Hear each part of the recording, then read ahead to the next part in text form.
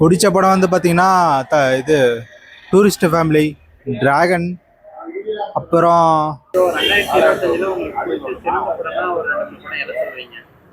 3 படம்னா இப்போ ரீசெண்டாக வந்த டியூட் ஒன்று, அது ரொம்ப பிடிக்கும். அதுக்கப்புறம் எமோஷனலாக அட்டாச் ஆனது வந்து மாமன் படம், அதுவும் ரொம்ப பிடிக்கும். அதுக்கப்புறம் ரெட்ரோ, அந்த பாட்டுக்காகவே அந்த படம் ரொம்ப பிடிக்கும். 2025ல உங்களுக்கு பிடிச்ச பெஸ்ட் ஃபிலிம்ஸ் என்னன்னா?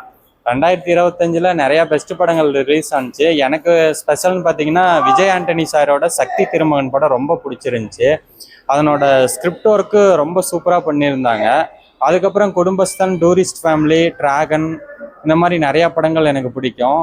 அப்புறம் விஷால் சார்து 13 வருஷம் கழிச்சு ரிலீஸ் ஆன மதகஜராஜாவும் அந்த லிஸ்ட்டில் வைக்கலாம். ஏன்னா அதுவும் ஒரு தகுதியான படங்கள் தான். இந்த மாதிரி இந்த படங்கள் எல்லாம் ஒரு சிறந்த படங்கள், எனக்கு பிடிச்ச படங்கள். 2025ஓட சிறந்த படங்கள்னா உங்களுக்கு பிடிச்ச படங்கள்லாம் என்ன சொல்றீங்க? எனக்கு சிறந்த படம்னா ஃபர்ஸ்ட் வந்து இட்லி கடை, செகண்டு அஜித்துது ஜிபியு, தேர்டு வந்து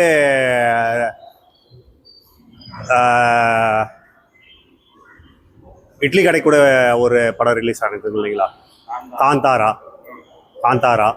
இதுதான் எனக்கு பெஸ்ட் மூவியாக தோன்றுறது. ஆமாம். அதுக்கப்புறம் விக்ரமோட சன் நடிச்சாரு பைசன், அது நல்லா இருக்கு. 2025ஓட சிறந்த படங்கள் 2025 எனக்கு ரொம்ப பிடிச்ச படம்னு என் பாயிண்ட் ஆஃப் வியூவில் பார்த்தீங்கன்னா எனக்கு வந்து டிராகன். அதுக்கப்புறம் ஒரு 2-3 படம். டிராகன், டூரிஸ்ட் ஃபேமிலி, அப்புறம் பார்த்தீங்கன்னா குடும்பஸ்தன், இந்த மாதிரி படங்கள்.